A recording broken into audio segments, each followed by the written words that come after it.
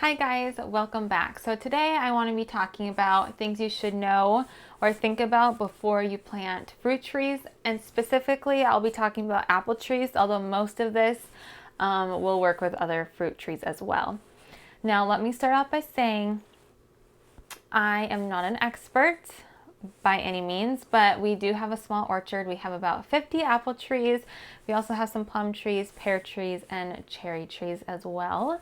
So I do have a little bit of knowledge, just mainly by experience. I used to work at a greenhouse. My husband used to own a greenhouse. So yeah, I'm not an expert, like I said, but I do have a little bit of experience and some knowledge. So let's just jump right in. First thing you should think about is, what is your zone? And that kind of sounds like common sense, but keep in mind, what is your zone, and look for trees that will survive in your zone. Now, some zones you can kind of fudge a little bit. I'm in a zone 3, and some apple trees that are only labeled down to zone 4 do well in our zone 3. So ask your garden center, nursery, if there's hardier varieties that are marked a higher zone than what you are at. Because a lot of times when they're determining the zone, what happens is once they label a zone, they can't change it. But then later on they realize, oh, it's actually a little bit more hardier than we thought. So kind of keep that in mind as well. But play it on the safe side and stick to what the zone says. Next, most fruit trees, not all of them, but most of them need a cross pollinator. So don't go and plant one apple tree or one apple tree variety and think you're going to get fruit. It doesn't work that way. Even if you plant 2 of the same tree, you could say, I want Honeycrisp apples. I'm going to plant 2 Honeycrisp apples. That won't work. They won't cross-pollinate each other. You need 2 different variety of apple trees to cross-pollinate. I'm going to plant Honeycrisp with a different variety, and then that will cross-pollinate as well. If you're going with apples, same with pears, you need a cross-pollinator as well, and I think some of the other fruits as well. But check with, again, your local nursery, your local garden center, and they can help you out knowing what you need per fruit tree. Next, it's really important to know there are different bloom times. So you know you need 2 different varieties to cross-pollinate. Well, 2 different varieties may have different bloom times, so one might bloom early and then a few weeks later the other one will bloom, but if they miss their bloom times and they're not blooming at the same time, they won't cross-pollinate. So for apple trees specifically, there's a early, a mid, and a late bloom time. Now, what's great about apples is they have a variety that will last the whole 3-season bloom time, and that is crab apples. So if you get an apple tree from the early season and one from the mid-season and one from the late season that all miss each other, you can get a crab apple, and that will be blooming the whole entire, all 3 seasons, and it will pollinate every single one of those. So you will know, that you will get apples. Also, how far apart you space them. The closer, the better. Just because pollinators traveling from one tree to the other. I prefer to have them planted within 50 feet, but I think they say as long as it's within 100 feet apart, that's the best pollination distance wise.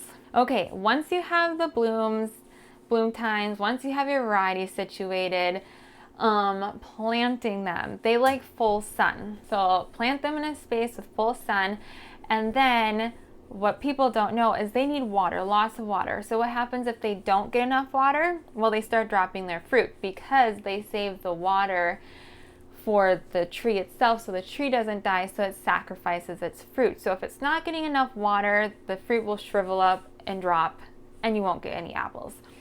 So we recommend, and it kind of varies where you live, what zone you are. Where I live, we normally get rain once a week. So when we get a once a week rainfall, we would still water twice a week, Sundays and Wednesdays.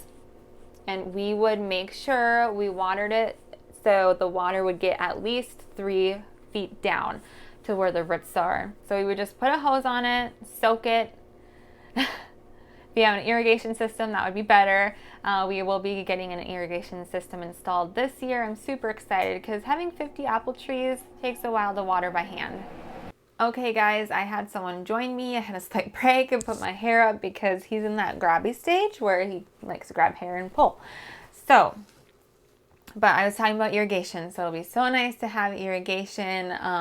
With 50 fruit trees, it takes about 2 hours to water, plus all of our shrubs and perennials and stuff like that. So I'm super excited for irrigation. I will do a video on that, so if you want to know how we do it, stay tuned. Anyways, moving on. Another thing really important for fruit trees is pruning. And now I know it can be hard because you think as you're cutting off branches, like I could be getting fruit off of these branches. Why am I cutting them off? I don't want to cut them off. I just want to let the fruit grow. But it's really important that the tree has good airflow and ventilation through the canopy. You want to make sure that the tree has energy going towards fruit production and not like growing suckers from the bottom. So suckers are just like pretty much baby trees coming up from the base of the tree, and it takes a lot of energy. So you want to make sure you prune those off every year so it puts energy into the fruit production, and in the long run you'll be getting more fruit. So we recommend pruning on April 15th for us in the zone 3. Now again, check with your local garden centers. They'll be able to tell you the proper time to prune for your zone. I noticed we, in zone 3, we're about a month behind people who are in a zone 5 or 6. So if we're pruning April 15th, I'm sure if you're in a zone 5 or 6, you can be doing it in around March 15th or sooner. But just check with your local garden center. Next is fertilizer. It's really important to be giving your tree at least once a year fertilizer. We recommend a slow release fertilizer that you put on in the spring. We do June 1st for zone 3. If you live in warmer zones, you could do earlier.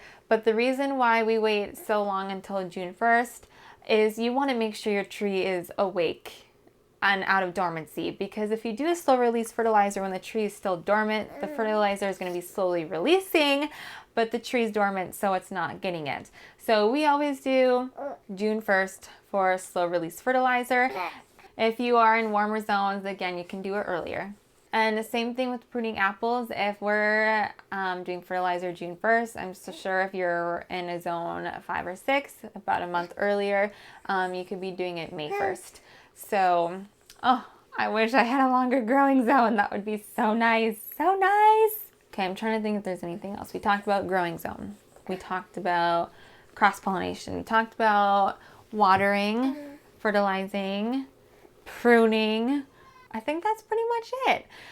So this is just a quick growing guide of things that you should know before you plant, or if you already have them planted, this is still full of great info as well. Everything I talked about, I will be making videos of. So the pruning, the irrigation, watering, I will be making videos. So if you don't want to miss it, feel free to subscribe and join the family and turn on the post notification bell so you will get notified when those videos come out. Thank you so much for watching, and I'll see you next time. Bye.